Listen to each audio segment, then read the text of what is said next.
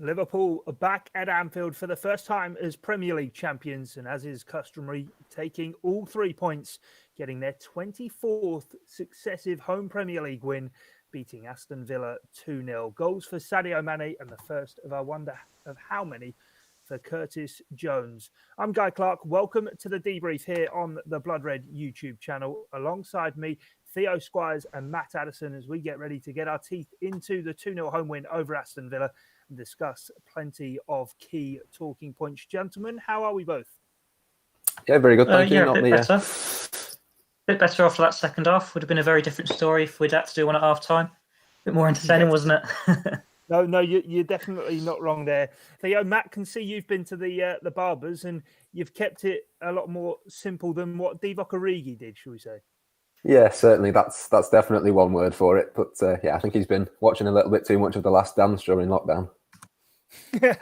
We'll get into Divock Origi showing a lot of people talking about that. And if you want to get involved in the chat section on the YouTube page during the course of our show, by all means do so. We'll try to get as many of them as we possibly can. But I think probably first place to start, guys, it was a bit rusty in patches, but I want to start right at the end. Curtis Jones getting his first goal in the Premier League for Liverpool, already 2 in the FA Cup, Theo. But what a moment for him in front of the Kop. Just sadly, obviously, no fans there to see it.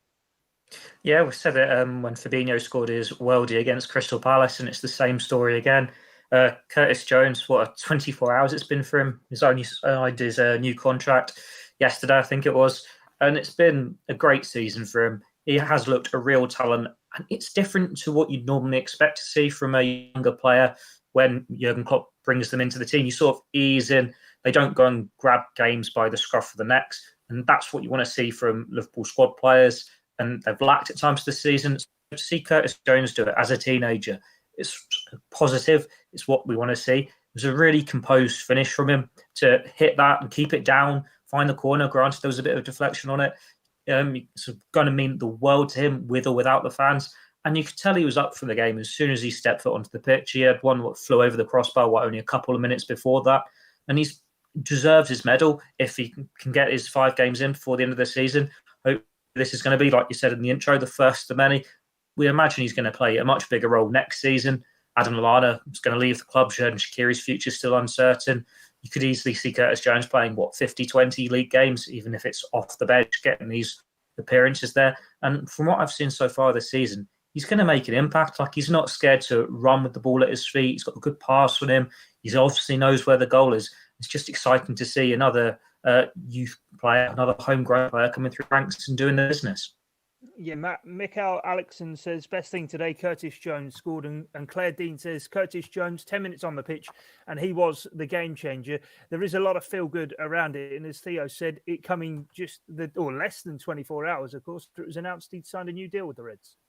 Yeah, I think that was the biggest positive that I took for Liverpool. I think we saw with Neco Williams when he came on in the last game at Anfield, he was very direct and very positive. And Curtis Jones was exactly the same there today. He was absolutely brilliant. For him to get his goal, that'll be a big confidence boost. And it's just the latest sign, really, that, as Theo says, he could go on and be a big player for Liverpool next season and beyond. I thought the way that he got hold of the ball and even before he scored, he had that shot, and okay, it was quite a way over the top, but for someone to come on and basically just get the ball and dribble towards goal, it's the kind of thing that gets fans excited, and particularly when it's a teenager and a local kid as well to come through the ranks and do something like that.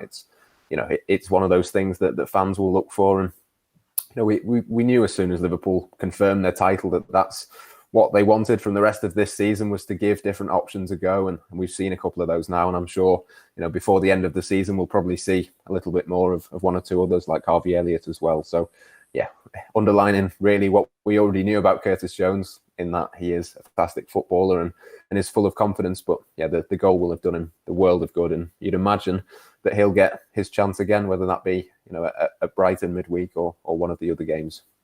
Yeah, Neco Williams and Curtis Jones then both on to 3 Premier League appearances for the season. Need just 2 more now for them to get Premier League medals. And Theo, something that Jurgen Klopp was asked about ahead of the game, and he did very much brush it off and said, actually, even if they don't get 5 appearances, they'll get medals because they've been part of the squad. But getting Neco Williams on so late in the game, I think Martin Tyler and Jamie Carragher on Sky Sports referred to it, basically feeling as though he might actually well be ticking them over onto those 5 games. So they definitely do get medals. I don't think so. Like, Liverpool were 2-0 up at the time. That is the sort of moment in a game when you've not been at your best. You do throw another defender on to sort of preserve victory, to time waste a little bit. And if you're Jurgen Klopp, you're going to be looking at the players that are going to be here next season, that are going to have futures for the club. And when Neco Williams, he's come on and he's done well in his 2 appearances so far in the Premier League. He's done well in the cup competitions. Of course, he deserves this opportunity. It's not just to get this medal. You've got likes of Xherdan Shaqiri on that bench who could have come on. But no, he's going with the younger players because they are the future of this club. And I don't think anyone can say Neco Williams hasn't played well when he's been trusted this season. He was a sort of a surprise when he was given that starting role. I think it was Arsenal, wasn't it, in the League Cup, just because there'd been more hype about Keanu Hover. But since then, he's not looked back. If it wasn't for COVID-19 and the Premier League had finished on time, it'd probably be at the Euros right now. He's had a really good season, along with Curtis Jones. He's another one who deserves his medal if he gets the game time in. And I'd like to see him start a game before the end of the season now, because we've had so long where it's Andy Robertson, Trent Alexander-Arnold, the first choice fullbacks, brilliant when they're available, but Liverpool lack something without them. Whilst Neco Williams is not at that same level as Trent yet, he's definitely on his way there to showing that he can be almost a like-for-like replacement, and there's not going to be too much of a drop-off if he can keep building on this potential that he's obviously got. Yeah, he seems to be the understudy, Matt, to Trent Alexander-Arnold, at least for the time being, going forward in that right-back slot. But a few people getting in touch on YouTube, Diresh Ugara is one of those. And I think it's a feeling some Liverpool fans have had since the restart. Obviously, he wasn't available for the Everton game, but it wasn't, again, Andy Robertson's best game. And perhaps the feeling there that Liverpool do need that other option at left-back, if only to push Andy Robertson, if nothing more. Yeah, I suppose it wasn't his best game. He was certainly better than what he was on Thursday night at the Etihad. But you know, I think the person who commented there is fairly spot on. It's not the sort of standards that we have come to expect for Andy Robertson. I suppose it's a very, very high bar that he's set himself. Certainly, one of, if not the best left backs in the world when he's on his game and on form. But yeah, I don't know what it is. I don't know whether it's a lack of competition. I suppose that there is a possibility of that being the case, but in the past, Jurgen Klopp hasn't been averse to playing someone like James Milner at left back. So I suppose there is the competition from him, but whether it's that, whether it's tiredness, whether it's just the lack of intensity with fans and stuff being away from the matches, and of course it doesn't mean a great deal. Whatever it is, there's no denying it that Andy Robertson isn't at his best at this moment in time. But it's one of those things. It's really too much of a concern, I don't think. I think you'd back Andy Robertson to certainly pick up his form, if not get to the heights that we know he can reach. And going ahead to next season, I don't think anybody should be doubting him. I think he's shown time and time again, not least in the game against Aston Villa, the reverse fixture, how important that he can be. So look, it's one of those. I think sometimes players are underperforming or what have you, but it only takes one moment for that confidence to come back. And, somebody as good and as influential as Andy Robertson, you'd expect that to happen. And just as a final point, really, I think he was a little bit stifled by Villa's sort of formation. And I think Trent was equally stifled on the other side. The fact that they doubled up on Liverpool's fullbacks probably didn't help him either. So, against Brighton, maybe Brighton will be a little bit more attacking with them being the home team in midweek. And, maybe Andy Robertson can show us the sort of best football that he can produce in that match instead. Yeah, Matt referred to it there, Theo, that Liverpool, it did take them some time to get going today. You've already said if we'd done one of these at half-time and been speaking, there would have been precious little to talk about. It took 71 minutes for the Reds to get the breakthrough with Sadio Mane. That is now 16th league goal of the season. But in that, the subs came on and certainly did seem to make an impact. The 3 players who were dropped from the side that lost at City all coming back in, and they really did help change the game. But did we see the importance of the crowd for Liverpool and the fact that they weren't there? Liverpool didn't really have that to feed off. In parts, yes. We have obviously seen time and time again in Liverpool's history, regardless of the 11, who's the manager, etc., going back years, decades, how important the Anfield crowd is to Liverpool, how it can turn a game, how the players feed off that atmosphere. And it is something they're missing. I don't think anyone is surprised that they're not maybe at the same level as they would have been if you'd had a celebratory Anfield crowd there welcoming their team for the first time as Premier League champions. But at the same time, I think it's a mentality sort of thing. Just because Liverpool have been so good for 2 years now, and they've had that target in the whole way across that 2 years. They've had the eyes on winning the Premier League in both, even though they failed. And now they've restarted the season. It's only a couple of games for them to get the title. And you think the relief when, yes, we've won it. We've got the trophy. And you can not relax a little bit, but it's human nature for standards to drop a little bit. Now it's almost mission accomplished. Normally, you'd say when a team wins the league, it's not with so many games left to go. They have got like 1 or 2 games with the fans there, and it's a celebration. And then they've got the summer to recharge their batteries. But Liverpool here, they've got so many games that they're having to fulfill just to finish the season, having already won the title. And it's easy to forget that this is a month where they'd normally be on holiday. So it's very different from their normal routine. And it must be hard for them mentally to prepare for these games, as in for all players in the division at the moment, because it's unprecedented times. But they're obviously a talented group. They're the most talented team we've seen in Liverpool colours and probably their entire history. And just because their standards are slipping a little bit last couple of games, which we should all expect, really, I don't think it's really something to worry about long term. Because, Jurgen Klopp, after a full pre-season, will have them firing and raring to go again whenever the new season does start in a couple of months' time. It's all just about getting more goals than the opposition, something Liverpool certainly did today. Matt, 3 players coming in to the side then from the 4-0 defeat over Manchester City. Alex Oxlade-Chamberlain, Naby, Keita and Divock Origi. Plenty of people getting in touch on all of those. Maverick says Ox played well. Naby's improving, but still more to do. And Elliot Santos says absolutely clear the likes of Origi and Ox aren't good enough. There doesn't seem to be too much love for Divock Origi out there today, and a mixed bag maybe for Alex Oxlade-Chamberlain. But Keita did get an assist today. Yeah, Naby Keita was certainly the most positive of the 3 of them. I thought Oxlade-Chamberlain did a couple of decent things, but his passing, like a number of his teammates, in fairness to him, just wasn't quite as crisp as what it needed to be to break down the defence. And, that's the sort of game that Alex Oxlade-Chamberlain has been brought to Liverpool to sort of be able to break down a deep defence, to be able to, drive through and break the lines. And he didn't quite do that job today. But again, it might just have been one of those days. We've seen how much quality Alex Oxlade-Chamberlain has got, and he's not had a consistent run in the side. So it was a big opportunity, but I suppose it would be harsh to judge him, particularly when Liverpool did win the match anyway. But yeah, I think Divock Origi was a disappointment again. It was an opportunity for him down the middle. It's his preferred position. We know that he wants to play as a number 9. You're not going to get too many opportunities to sort of do that. And I thought he wasted that one today. I don't think he really made too much of an impact. Even when he got on the ball, he tended to drift out wide to the left-hand side and sort of get into Sadio Mane's space a little bit at times. And, I'm sure he'll be disappointed, but you do wonder how many more chances he'll get through the middle, because I was slightly surprised to see it was him and not Takumi Minamino, to be honest, through the middle.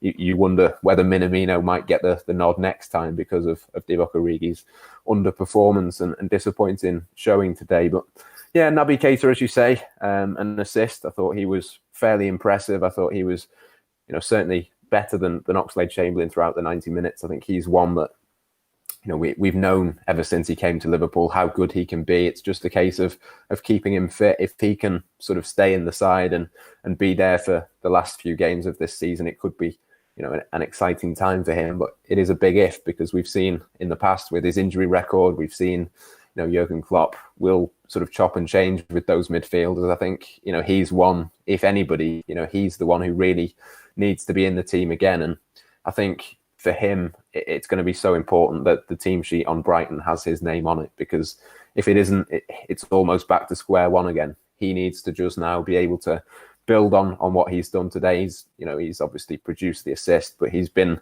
the player that Liverpool's players look towards for creativity and that sort of thing. And for me, it's just got to be a continuous curve for him. He's got to get into the team as he has done, but then stay in it. And Jurgen Klopp really, I think, has a decision to make about him on Wednesday night. Yeah, Theo, what did you make of the showing of certainly the 2 players really there that Matt's spoken about, Divock Origi and Naby Keita? With Naby Keita, it's one where we always see the stats about the successful passes. There's always that promise there that he's going to deliver something, but very rarely there is that end product, and he's always not quite. It's a game. He's sort of floating through them a bit, and you want to see more from them. So it was an encouraging sign for him to get that assist today, because it was a great pass as well to pick out Sadio Mane. We're just seeing many of players then who would have been a bit panicky with minutes on the clock and just had a shot and probably been deflected behind for a corner. But he's kept his head and he's been cool, picked out his teammate to get the opener scoring. And it's what Liverpool have lacked in midfield at times, that cool head, that ability to get forward, pick out teammates. We know Naby Keita's got the talent. He just needs to get that consistent run going. But we've said this time and time again about him, that when he's got a couple of goals or he's got a couple of assists, he's on the verge of starting this a great run of form, and then he'll pick up an injury or be out the team or something happens like that. He really needs to grab his opportunity now in these next few games, just for his own sake, really, so he can prove to himself that he can have a consistent run in the team and keep delivering. Liverpool have got so many talented midfielders, and obviously we know they're being linked with Thiago. Their competition there is strong, and it is up to them to grab the shirt, and when they've got it, to keep hold of it. He could have potentially made that statement today when also Wijnaldum's future's a bit uncertain with his contract yet to be sorted. Divock Origi, it's one where this is why Liverpool fans wanted Timo Werner, because the quality there is the drop off from the front three. It's not the same. And you lose something from Sadio Mane and Mohamed Salah when Roberto Firmino's not up front, because he sort of brings it all together. He's the glue that makes that front three work. Divock Origi always looks unbalanced when he's, say, out wide. So it was good to see him actually given that opportunity central. He didn't really look like he fancied it today. He was drifting out wide, and it was sort of aimless when he was crossing the ball in and it was getting blocked, or rather than taking on his man, he was just passing it back to the fullback. It was always the easy option. I don't think we would have seen that from him 12 months ago, but then obviously 12 months ago, his confidence was high. He'd scored against Barcelona and scored against Tottenham in the Champions League final. He's not had a good season for various reasons, and he probably is running out of opportunities, because now with Minamino there, got these other attacking options, you can't see him being the go-to option off the bench in the long term for Liverpool. He's probably going to be at the club for another year just because of COVID-19. You can't see Liverpool now going out and spending big on a replacement forward. But the clock is ticking on him. If he's not going to grab an opportunity when he's starting today against a relegated, well, not relegated yet, but a struggling side, then you don't really have much hope from him in the long term. Yeah, we'll have to wait and see how that one plays out. Well, Liverpool then on to 89 points. 5 games still to go. The 100-point target still certainly within their sights at this stage. Still 15 points left to play for, of course. Could finish on 104, but mentioned it right at the top, Matt. 24 consecutive home league wins now for Liverpool. They've still got Burnley and Chelsea to come. Of course, Chelsea, the day when the Reds get to lift that Premier League title. Are they going to go through all 19, winning all of them at home?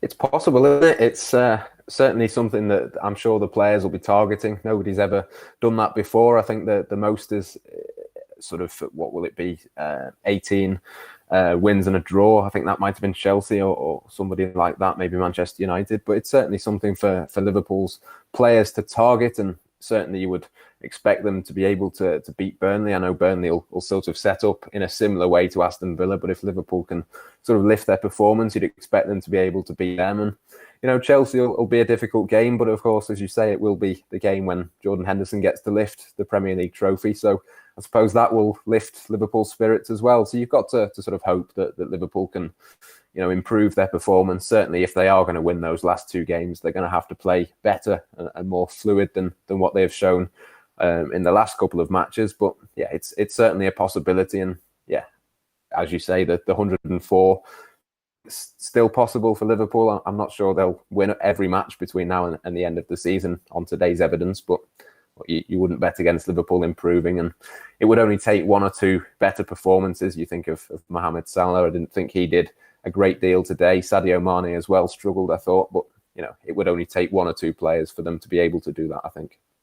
Yeah, great though when Mane and Salah struggle and they still get a goal and an assist between the two of them each. But that's all from us here on the Debrief, here on the Blood Red channel. Keep your eyes peeled for Jurgen Klopp's post-match press conference. That will be with you a bit later on. But from myself, Guy Clarke, Matt Addison and Theo Squires, thanks for your time and your company. Until next time though, it's bye for now.